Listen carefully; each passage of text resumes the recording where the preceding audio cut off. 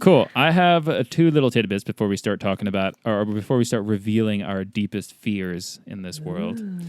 One thing is a little comment on commercialism in this country. Basically, Christmas. you know how like the holiday season's all about like commercial, buy all these things and presents, and you want to show people that you like them by buying them a whole bunch of stuff, right? So, if you remember, I think it was last year I bought a couple things, but in previous years, Amazon Prime Day was in July. Remember? And it was like a week or maybe like a day it was a day where a bunch of stuff on Amazon was deeply discounted, including a bunch of Amazon products like Echo speakers and things like that, right? It's called Amazon Prime Day. So this year they canceled it because of the pandemic, except it's actually happening in October, October, I think it was October 13th or 14th. That's my birthday month. There you go. Really, you're making a birthday month? Or no, well, that's the month of my birthday. Whatever. Yeah. Well, I know it. Yeah. Okay, Simon. Thank you for clarifying. Yes, October 13th or 14th is Amazon Prime Day or days, meaning a whole bunch of stuff on Amazon will be discounted. The interesting thing about this is just, first of all, like they felt the need to cancel it in July because of the pandemic, and the fact that they like chose to have it now in October is interesting because the pandemic. I guess either the pandemic is still happening, or like the reasons why they canceled it in July no longer are valid reasons according to them now, right? If they're having it now.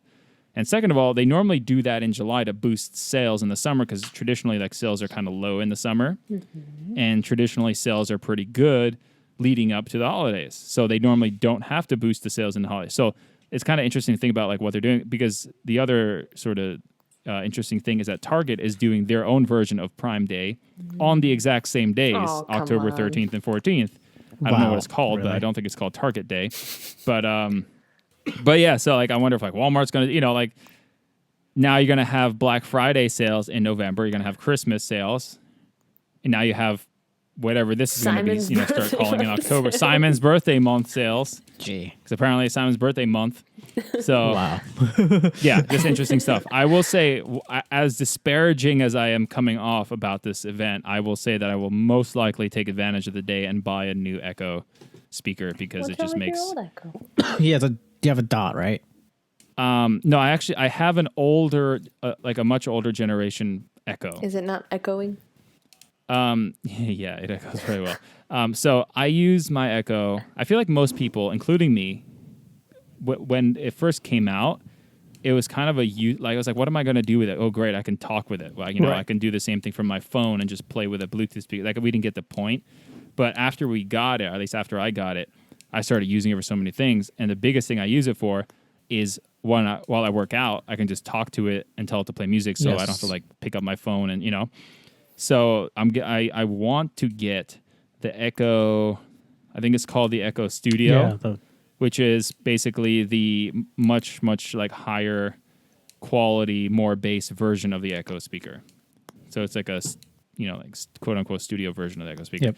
So if they discount that by a good amount, I might pick that up and add that to the workout cave. Nice.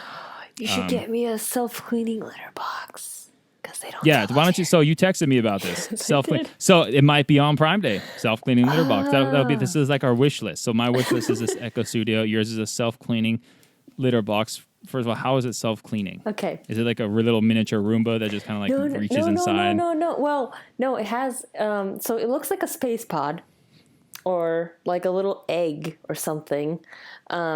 And it's usually a little bit elevated because underneath you have the little like tray. But inside there, you put the litter, and apparently you have to put it exactly to the line that they say, otherwise it gets jammed, or at least certain models do. And then your kitty goes in, does what they need to do, and they step out. And I've seen reviews of multiple ones, and most of them have some kind of sensor, which is like, okay, 5 minutes after the cat leaves,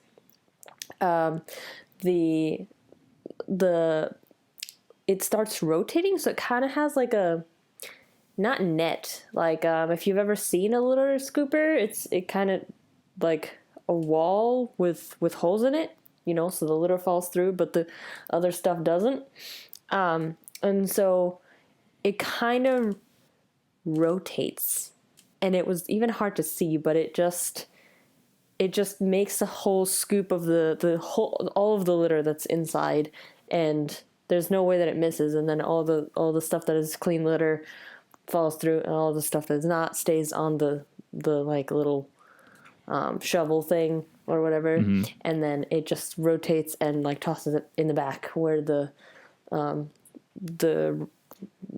pipe English, the thing that goes into the tray leads, and then you clean that out once a week or something. And they also have other ones where you can put in extra litter, and then you can totally forget about it for like a whole month or something because it has extra litter in the back, and so it just switches out whenever it feels the need to. And it has really cool stuff, like it'll tell you if your cat's business is healthy. It'll tell you which cat came in. I don't know how it does that. It'll tell you how many times they went, what they did, like all of the details on your cat. And I guess that's really helpful if you go to the vet and there is an issue. Like that is the kind of stuff you want to know. So there. How much are these devices? I actually was about to Google them, and then something distracted me. Actually, I found one that I liked that was a Kickstarter project, which I'm a little bit skeptical of because of some headphones I got. But I don't feel like they'd be in double digits. I feel like they'd be in triple digits. See, that's pretty cool. But I love the idea of imagining the sensor like messing up somehow and just like starting to scoop while the cat's still in there. And the cat's like, it's it's like scooping the cat up. It's like, what is going on? I do not understand. You can see like the cat just like riding the scooper up, and it's just like sitting perched on top of it, just trying to figure out what's going on. Like a laundry machine or something. It has like it rotates. Wow. Or something, but no rotating kitties, bad. Yeah. But yeah, no, it connects to Wi-Fi. Like your app tells you all the things. It sounded very, very detailed, and also scooping poop is no fun, man. Like no, it is not fun. Nope. Simon, if you could choose one thing to get on Prime Day, what would it be? Like, what's your one wish list? I was gonna say the Echoes too, but that's because I can't think of anything else. Okay, that's good. You see, you're not like falling into this whole commercialism thing. Like, you don't need anything. No. Okay. If you get a self-clean litter box, they'll take it off you. I don't know why you would. There you go. It'll just be Simon with a self-cleaning litter box with no cat, just in his house, just his room. That'll be interesting. Yeah, but I mean, you're not falling into it either, I'm guessing, seeing as how you just want the Echo. Say again? You're not falling into the whole commercialism either, right? Yeah, but if it wasn't for the day, I probably wouldn't spend the money and buy me it. Neither. So. Me neither. Like right now, I'm using the XLR. It's called XLR X. No. It's like an 1/8" jack, like a mini. Right. I'm using that right now. Though it is pretty tempting when they start with all the ads and all the like presents. And yeah, all the but things. like I know you scoff at it. No, it all totally makes sense. But I do have to say that it's very easy for I guess some people to just get into the like, oh, I want my decorated house and all the people and all of the things and Well, they do a really good job with influencer marketing now. Where they're like paying these people on YouTube and stuff to like model their living rooms with a bunch of stuff then off Amazon. But I will I will say the benefit of getting the Echo Studio is that I wouldn't have to keep charging my JBL every time it dies. But just keep it plugged in. No, but it's a speaker. Oh, it will still work? Yeah, of course. Oh, okay. I mean, mine did. I don't know why yours wouldn't. I think, try it. Just keep. I'll have to find another adapter, but yeah, it's just a USB micro USB. I gotta find another one. Last little tidbit that I want to ask you guys before we get started with this is Robo, or I shouldn't say Robo, is those ride-hailing services like Uber, Lyft, Curb, things like that. And see what you guys' experience is with it, because Uber is in the news this week because they just got relicensed to actually operate in London, which they were not able to for a while because London revoked their version of like the taxi limousine commission, which is what's here in New York, the TLC, right? Whatever London's version of that revoked Uber's ability to act as a taxi service in London because they claimed that it was not safe. Like people were able to hack the Uber thing and like take the driver's photo so that like the wrong people were able to pick up, like basically like not safe things. Yeah, pretty. Weird. So, but they scored this license or this relicense, and that sort of sparks the conversation of like, for people who are blind, specifically, what role do these sort of taxi services play? Like any taxi service that you don't actually have to like walk out in a street and wave your hand, which is how you normally hail a yellow cab in New York City, right? Like something you can call from your phone. Yeah. And it'll show up at your door, aka like it's an accessible way to get transportation, right? It's a pretty big deal. Mm-hmm. I mean, I know for me, either in any city, right? So New York City, but also like when I travel, Simon, when we went to Vegas, Florida, we did this. When I went to like Colorado and parts of California, well, all over the place. Normally as a blind person, obviously it's great if there's public transport, but a lot of times there either is no public transport, or because you're new, you don't know about it or how to get there. Yep. So the ability to just plug in an address, from an accessibility standpoint, it's like huge. Yeah. Right. You want to like Melissa, what's your experience with well, any actually, of those? I'm an interesting person that you have here because I don't think I've ever used one. Actually, no, I used that one once and I was like super hesitant. I was like, oh man, I have to get the app just for this one thing. But I think actually I might have ended up being driven by people I knew after all. But point is, I have not used them very often. And when it was either with other people, very few times, or like maybe that one time. I don't remember if I ended up using it. No, I don't think I did. I think they drove me. So I've always been kind of skeptical, and I don't even feel really great being in a cab by myself.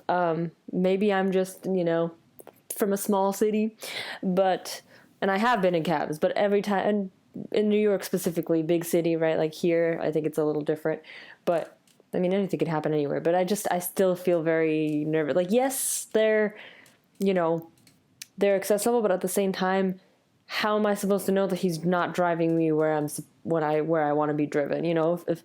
If he's driving a sighted person, they're like, wait, no, you're not going the right way. Like, stop. I can, call the police or do my SOS thing on my phone or something. But if I can't see, then I'm pretty much at the mercy of the person. That's a very good point. So what I do is actually follow, and I do this less for safety. I mean, I guess it's a safety thing too, but I do it just because I want to know like how much longer it'll take.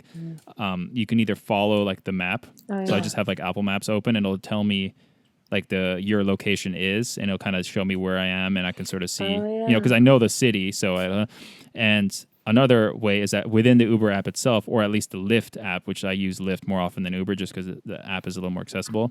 It'll tell you how many more minutes you have until your destination. So like, obviously if the numbers are counting down, you're probably getting closer to your destination. So you're going the right way. And so, I mean, that's like a pretty decent way. Another way is like when you get paired with a driver, you get their name, their license plate, the description of the car, you get like their reviews, how many people has ridden with them in the past. So like you kind of get a little info on them, and you're supposed to verify. And obviously it's hard to do like if you're blind, but normally you're supposed to say like, does the car match the description? Is the license plate correct? And is the person's picture, does it match with the one in the app? So, and you see they have like 2,000 previous reviews, rides, or whatever it is. So, like I would feel better with that. Probably. Well, I don't know. I like the fact that there's a record of the ride, versus if you jump in a yellow cab, there is no record of the ride. Nope, and it's really hard to contact whoever the... Yeah, well, even if you're able to like step out on the street and hail it, there still is no record of it. You're just like an anonymous person, versus like if you take it with one of these ride sharing ones, like it's logged, it's on your phone. You can send if you're in an Uber, you can send. There's a ability to share your ride status with a friend, so they can follow your GPS signal and so like there's a lot of things built in. Okay. And the fact that they're like expanding, it's still, from a business standpoint, they're still not a profitable business, right? Like it's totally different when we're talking about it from a business standpoint, but from a service standpoint, I think it's like completely changed transportation. Just in the ability that now, like literally, I can fly to any airport, at least in the developed world. And from that airport, I can call myself an Uber and it'll take me anywhere I want to go. hotel or something, like Does it make a as difference? a blind person, it's intense. Go ahead. I would I don't know why, but I would kind of think that them having like company cars would make me feel a little better because, right, like anybody, I feel like anyone can sign up, but that's the whole selling point. Is that like, hey, you don't, this is not your full-time job. You can literally, if you're working a regular 9 to 5, job, but like if you want like a side gig, you can drive Lyft for 3 hours every evening, or for like Saturday and Sunday from 9, for during the day. Like there's no investment. You can just like take your normal car. You register with Uber. They do like a little I'm pretty sure they do like a little background check thing, and then they send you a little sticker, the Uber sticker that you like put in your window, and then now you're an Uber driver. So so that's I also guess versus they do normally. Try. Well, so maybe you don't know this, but like normally, for example, the yellow taxi thing in New York, to be a taxi driver, you have to buy this what's called a TLC medallion. And that medallion, I'm pretty sure, I could be wrong, but I'm pretty sure that costs like $200,000 or more. What? And like a lot of taxi drivers are like go into debt to afford this medallion, which is basically like a license. Yourself? No, not the car. It's like a little. It's basically the license to be a yellow cab driver. Why? It's not the car, because they're trying. It's like supply and demand. So if they're the idea is if you limit the number of yellow cabs, and it's not like millions of them, so then like the value of being a yellow cab driver stays high or something. It's this completely arcane system, which is why I think Uber and Lyft completely took off, because there is no barrier to entry. But like. That's ridiculous. Why would anyone choose to be a yellow cab driver then in that case? Simon, yeah, well, I mean, first of all, it's not necessarily always your choice, right? Sometimes you have to do it because is what that is. But I don't know. And second of all, the point is, I mean, a lot of people take on $250,000 in student loan debt, and they do it because that's true. First of all, maybe they don't even think about it, but also you have these. I mean, it's all financed, right? So like this thing is financed. So whatever. It's not. It's a very flawed system, obviously, but something that is disrupting it is something like Uber or Lyft, or True. something that literally anyone can what just. What about trains? Like you don't.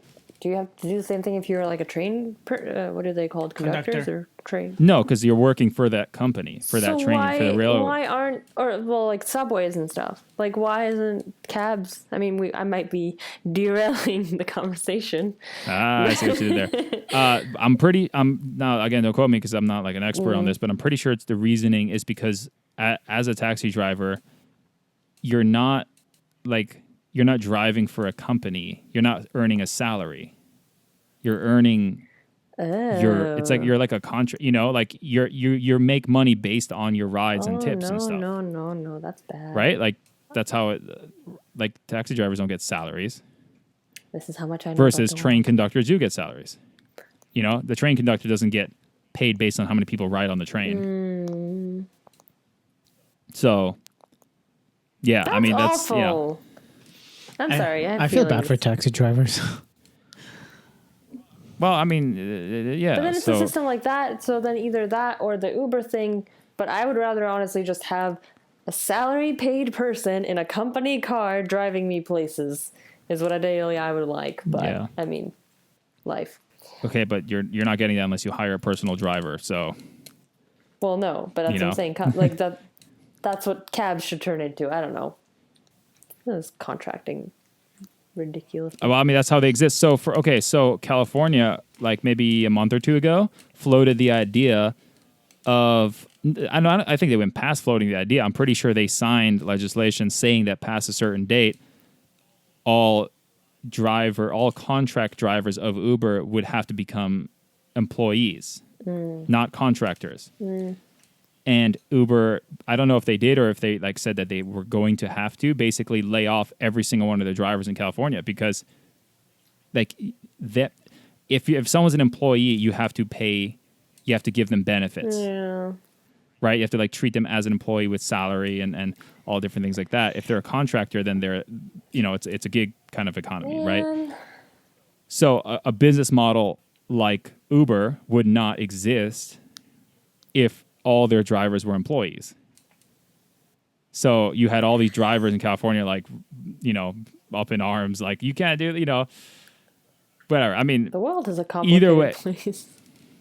I mean, it's not. It's just it's not complicated in the sense that it's hard to understand all these things. It's pretty simple concepts. It's just like I think the getting back to the root of this conversation, ride sharing, which is what like e-hale or not e-hale, but basically being able to call a rideshare service from your phone, whether it be a Lyft, an Uber, or a Curb, or anything like that, has dramatically changed transportation, right, for everyone, but specifically people with disabilities, both from like a traveling at home perspective, but also like traveling abroad, right? Like it's game changing, and I think it has forced the archaic, basically like the medallion system, right? The whole like municipal taxi service. It's kind of forced them to revisit how they do business themselves because they're being disrupted by these new companies that are not necessarily good companies from a business standpoint, from an investment standpoint, but they're doing something disrupting what, you know what I'm saying? Yeah. So it's just good stuff to think about. Any closing thoughts before we move on? Nope. Well, just it's hard to think about all of the sides. Like Simon was like, why would anybody want to be a cab driver? I was like, why are we just making everybody employees? Like I just want to put it out there that there's like a lot of different perspectives, and I don't know. I mean, obviously, but it just sometimes in my face how it's not as simple as just, oh, well, they should do this. As wishing it so. Yeah. Yeah. I mean, and it shouldn't be, right? Because there are a bunch of different perspectives to all of this. Everybody's coming from different. No, it's great.